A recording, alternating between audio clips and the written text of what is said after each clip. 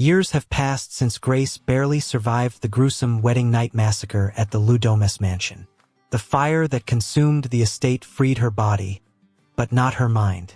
Each night, she relives the haunting screams, the taste of blood, and the suffocating heat of the flames.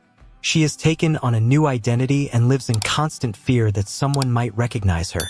Even in moments of peace, her hands tremble at the memory of the game. The world moved on, but for Grace, the nightmare never ended. Now living as Anna, Grace has settled in a quiet town where no one knows her past. She works at a dimly lit bar, pouring drinks for strangers who have no idea of the horrors she once faced. She avoids friendships, keeps her head down, and speaks little about herself. The few who interact with her think she's guarded. But beneath the surface lies a woman terrified of being hunted again. Her nights are sleepless, her days filled with a false calm. It's a fragile existence she clings to desperately. One evening, Grace notices a woman watching her from across the bar, her gaze unflinching. The woman seems familiar, though Grace can't place why. Hours later, when the bar empties, the stranger approaches her and introduces herself as Eleanor, a distant relative of the Domas family. She claims she never supported the blood pact and insists she's been searching for Grace. Her words are soft, but her eyes hold a strange intensity that unsettles Grace. Trust doesn't come easily to her anymore. Soon after Eleanor's arrival, unsettling incidents begin to occur in Grace's life. A car nearly runs her over as she crosses the street, its driver vanishing before she can react. She returns home one night to find her apartment door unlocked, though she remembers securing it. The most disturbing moment comes when she receives an anonymous package. Inside is a half-burned photo of her in her wedding dress, stained with ash. Grace realizes the past may not have died in the flames after all. Eleanor suggests that Grace come to her estate, claiming she has proof that the curse was never truly broken. At first, Grace refuses, but her paranoia and the mounting incidents force her to reconsider. Perhaps facing this directly is the only way to move forward. The mansion Eleanor takes her to is elegant yet eerily similar to the Domas estate, its walls lined with dark oil paintings and shelves of dusty heirlooms. The house feels alive, like it's holding its breath. As night falls, Grace notices disturbing symbols carved into the wooden beams of the estate. They resemble the markings she once saw in the Domas house. Eleanor explains that her family was not alone. Many powerful dynasties made similar blood pacts, promising wealth and longevity in exchange for sacrifices. Grace feels her chest tighten as the realization hits her. The horror she endured wasn't isolated. It was part of something much larger, a web of families bound by the same sinister tradition. When Grace tries to leave, Eleanor reveals her true intentions. Her earlier warmth vanishes, replaced with cold determination.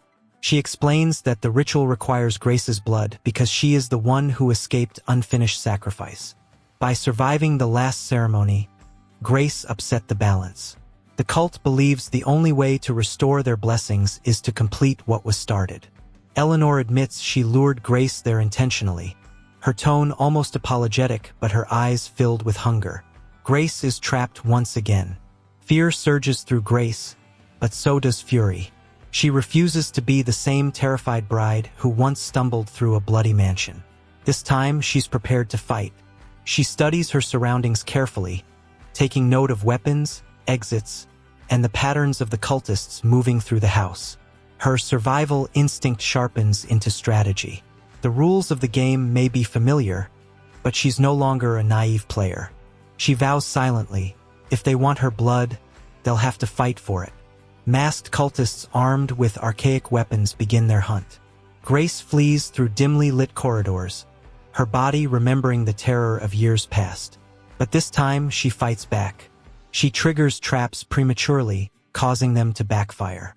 She knocks over shelves, creating diversions, and even discovers hidden passageways that allow her to slip behind her pursuers.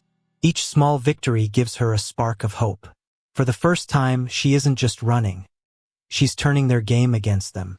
During the chase, Grace stumbles upon a young member of the cult, barely a teenager. The girl freezes, weapon in hand, but doesn't strike. Her eyes flicker with doubt as she whispers that she doesn't want to do this. Grace seizes the opportunity to plead with her, telling her the pact is a lie and that she can break free. Before the girl can answer, older cultists drag her away. Grace sees fear in her eyes, but also something else, possibility.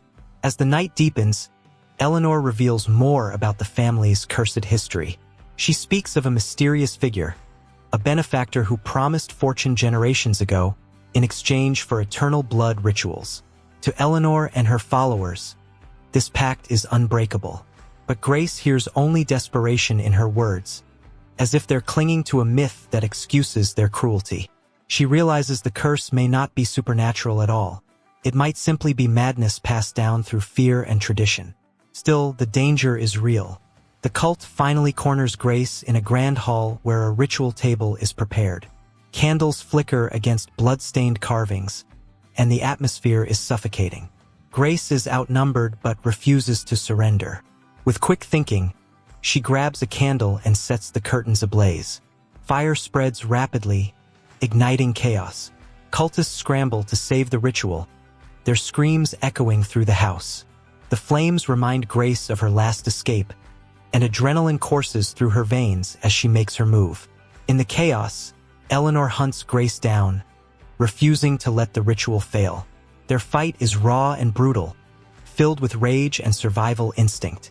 Eleanor slashes at Grace, drawing blood, but Grace fights back with ferocity she never knew she had. The struggle tears through hallways, shattering glass and knocking over furniture. Both women are battered and bruised, but Grace channels every ounce of pain into her resistance. With one final strike, she overpowers Eleanor and leaves her behind as the fire spreads. Grace stumbles out of the mansion, coughing through the smoke, her body cut and bruised but alive once more. Behind her, the estate collapses into flames, just like the Domas mansion before it. She looks back only once, the glow of fire painting her face with both relief and sorrow. She doesn't know if Eleanor is dead or if she somehow escaped. But one thing is certain. Grace has survived another night of hell, proving once again that she's stronger than their curse. By dawn, police and investigators arrive at the smoldering ruins. They question Grace, but her words sound unbelievable against the ashes. No body of Eleanor is found among the wreckage, leaving an unsettling possibility lingering in the air. Whispers circulate about the similarities between this fire and the infamous Domas tragedy. Grace watches in silence as the flames are finally extinguished, her face expressionless. Inside, however, dread coils tightly. She knows this story is far from over. Days later, Grace tries to return to normal life, but there is no true normal for her anymore. She feels a crushing weight of responsibility she never asked for. The Domas curse isn't just a twisted family ritual. It's a cycle spreading across generations and families. If she keeps running, others will fall victim to it. Grace prepares to leave town again, knowing she cannot linger anywhere for long. But this departure feels different. She doesn't pack much, only what she can carry, but her movements aren't frantic. They're deliberate. This isn't about running away from her past anymore. It's about heading towards something. Grace feels a grim clarity settling in her bones. Her fight is no longer just about escaping death. It's about destroying the disease that fuels it. The story shifts to another wealthy family in a distant city. They laugh and drink, preparing for a grand wedding night. Their manor, elegant and ancient, is decorated for celebration. But beneath the surface lies the same sinister tradition. Servants whisper about the ritual, and a hidden chest of cards waits to be drawn. The camera lingers on the smiling bride, oblivious to the horror awaiting her. The cycle continues, untouched by the flames that consumed the Domas and Eleanor's estates. The final scene shows Grace driving into the horizon, her figure framed against the rising sun. She is scarred, weary, but resolute. In her trunk lies a small collection of weapons and evidence she has gathered. The camera then cuts to a close-up of a blood-stained card box opening in shadowy hands, revealing a fresh deck. The game is still alive. Grace is no longer just a survivor. She is becoming a hunter, determined to break the curse once and for all.